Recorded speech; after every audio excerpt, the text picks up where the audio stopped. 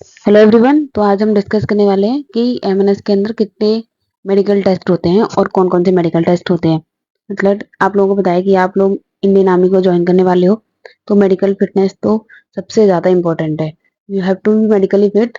Even it doesn't matter how much you are scoring, but if you are not medically fit then you are not fit for the Indian army. Like अगर कोई बच्चा है जो बहुत ज्यादा score कर रहा है, मतलब मान लो कि बहुत ज्यादा इन द सेंस कि उसके नीट में आ रहे हैं एट प्रेजेंट टाइम 600 मार्क्स, ठीक है, एक ऐसी कैंडिडेट है बट वो मेडिकली अनफिट है। तो मेडिकली अनफिट है, इसका मतलब ये हो गया कि उसका एमएनएस में सिलेक्शन नहीं होगा। उसको मेडिकली अनफिट करके और उसका कैंडिडेचर जो है वो कैंसिल कर दिया जाता है। उसको मेडिकली फिट नहीं किया जाता है। अगर कोई बच्चा मेडिकली फिट नहीं होता है, इसका मतलब ये हो गया कि वो इंडियन आर्मी के अंदर कोई भी ना तो कोई जॉब ले सकता है, ना ही कोई, अगर उनका कॉलेज वगैरह होता है जैसे एफएमसी, आईएनएचएस, अश्विनी जो होते हैं ना, हम जैसे एमबीबीएस, बीडीएस या फिर बीएमएस तो होता ही नहीं है। जो भी होते हैं, मतलब एमबीबीएस और एमएनएस के रिगार्डिंग कोई भी जॉब होती है, अगर आप मेडिकली फिट नहीं है तो आपको अनफिट कर दिया जाता है और आपका जो कैंडिडेचर होता है वो कैंसिल कर दिया जाता है। ठीक है। जैसे कुछ बच्चे होते हैं ना कि मेडिकली फिट होते हैं बट उनके मार्क्स, भले ही उनके मार्क्स कम है, मान लो जैसे किसी के मार्क्स हैं अभी एट प्रेजेंट 450, ठीक है, और बट वो मेडिकली फिट है, तो उसका क्या होगा कि उसके चांस पूरे पूरे हैं इन कंपेरिजन टू कि अगर कोई बच्चा 600 पर है और वो मेडिकली अनफिट है, तो 600 वाले को वो सीट नहीं मिलेगी और 400 वाले को वो सीट मिल जाएगी। ठीक है। तो हम इसमें डिस्कस करने वाले हैं कि कौन कौन से मेडिकल टेस्ट होते हैं और उनके क्राइटेरिया क्या क्या हैं। तो वो total number of medical test जो होते हैं एमएनएस के अंदर वो अराउंड समथिंग कुछ 12 होते हैं, 12 to 14, मतलब इतने मेडिकल टेस्ट होते हैं। बहुत सारी बेसिक बेसिक और बहुत माइनर माइनर सी चीजें सारी वो चेक करते हैं। ठीक है। सबसे पहला जो टेस्ट होता है, जो पहले ही दिन होता है, वो होता है ब्लड टेस्ट।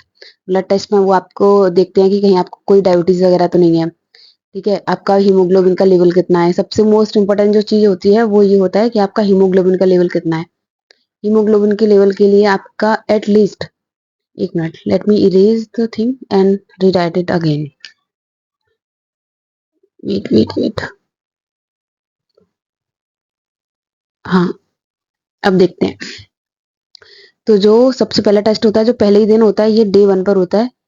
ठीक है। और इसमें हीमोग्लोबिन ऑलमोस्ट बहुत इंपॉर्टेंट होता है। मतलब अगर किसी को डायबिटीज है तो भी उसका मेडिकली अनफिट हो जाता है। फिर अगर किसी को डायबिटीज है फिर तो उसको क्या करते हैं, वो परमानेंट अनफिट करते हैं, मतलब परमानेंट रिजेक्शन देते हैं उसको। एक होता है टेम्पररी रिजेक्शन, एक होता है परमानेंट रिजेक्शन। ठीक है। तो उसको मिलता है परमानेंट रिजेक्शन। हीमोग्लोबिन का जो लेवल है मिनिमम होना चाहिए 11.5। इससे नीचे अगर किसी का है, मान लो कि अगर किसी का हीमोग्लोबिन का लेवल 11.4 भी है, तभी वो मेडिकली उसको अनफिट कर देते हैं। बट वो मेडिकली अनफिट कैसे करते हैं, उसको वो देते हैं टेम्पररी रिजेक्शन, मतलब वो परमानेंट रिजेक्शन नहीं होता, वो टेम्पररी रिजेक्शन होता है। ठीक है। फिर उसके बाद में होता है पहले ही दिन यूरिन टेस्ट। यूरिन टेस्ट होता है। यूरिन टेस्ट में भी वो ऐसे ही टेस्ट करते हैं कि कोई हार्मोनल इश्यूज वगैरह तो नहीं है, पीसीओडी या पीसीओएस तो नहीं है, या फिर कोई डायबिटीज वाले साइन भी देखी जाते हैं ना यूरिन के अंदर की, कीटो बॉडीज वगैरह प्रेजेंट तो नहीं है, ग्लूकोज कितना है आपका, तो वो सारी चीजें चेक करते हैं यूरिन टेस्ट में। ठीक। फिर आता है आपका आई टेस्ट। ये बहुत मोस्ट इंपोर्टेंट है, इसमें बच्चे जाते भी हैं क्योंकि ऑलमोस्ट सारे बच्चे मेडिकल फील्ड के होते हैं, तो सबको चश्मा लग गया होता है। तो 70-80% बच्चों को चश्मा लगा हुआ होता है।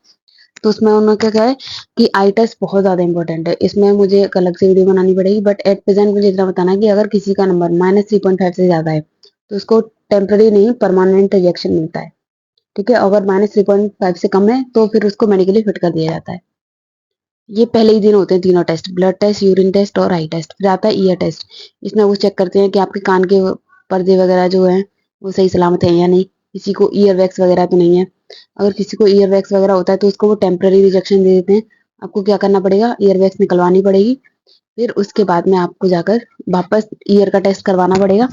देन वो आपको मेडिकली फिट करते हैं। ठीक है। वो टेस्ट जो होते हैं फिर आरआर में होते हैं। अगर कोई बच्चा पहले टेम्परेरी रिजेक्शन उसको मिल जाता है बेस हॉस्पिटल दिल्ली कैंट के अंदर, तो फिर उसको वो टेम्परेरी रिजेक्शन देते हैं। एक एमआरओ फॉर्म फिल किया जाता है। या तो कंप्लीट डिटेल हम चेक करेंगे, आज मैं सिर्फ वो बता रही हूँ कि कौन कौन से टेस्ट होते हैं, मतलब नॉर्मल सी चीजें।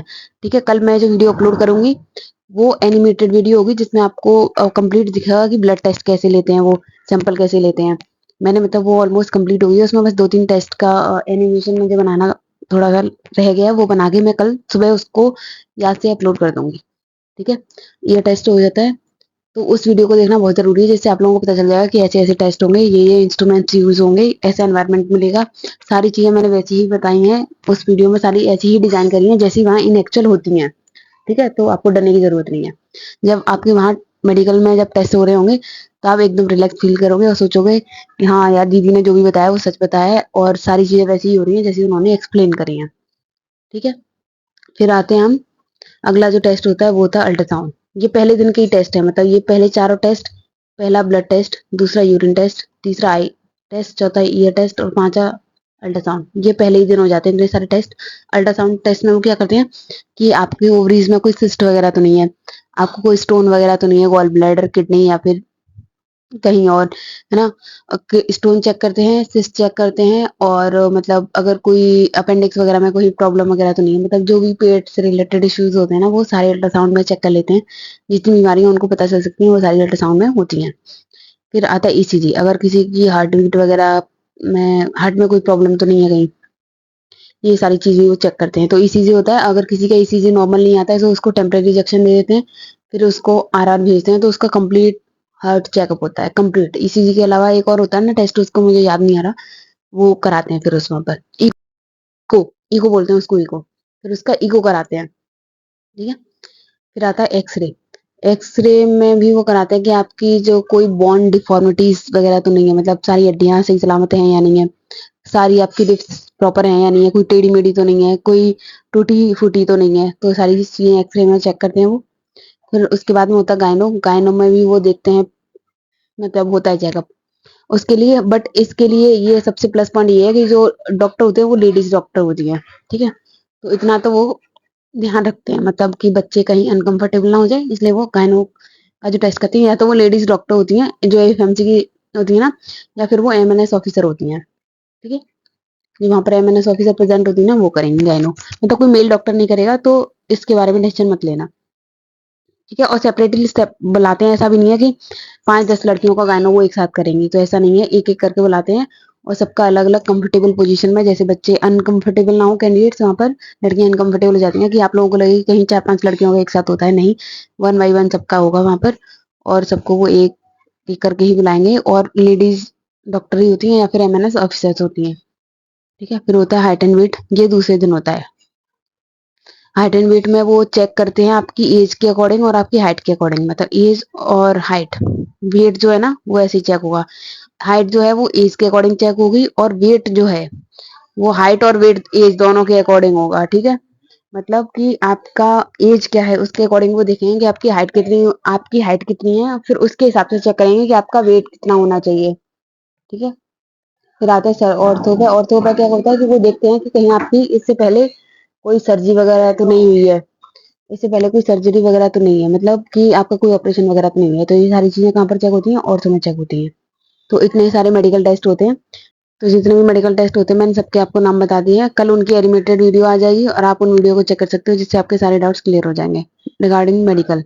मेडिकल फिटनेस ज़्यादा इंपॉर्टेंट होती है, इसलिए मैंने इसकी वीडियो सबसे पहले बना दी है कि अगर किसी का वेट कम या ज़्यादा है तो वो उसको मैनेज कर ले, या फिर उसको अगर किसी को कोई और प्रॉब्लम है तो दवाई वगैरह लेके वो अपना क्योर कर सके। सारी चीज़ें होंगी, तो आप इस वीडियो को शेयर कर दीजिए एंड इस वीडियो को लाइक कर दीजिए, like share and subscribe my channel, and if any of you have any other doubt then let me know in comment section, I will answer the video. So share this video with the other candidate.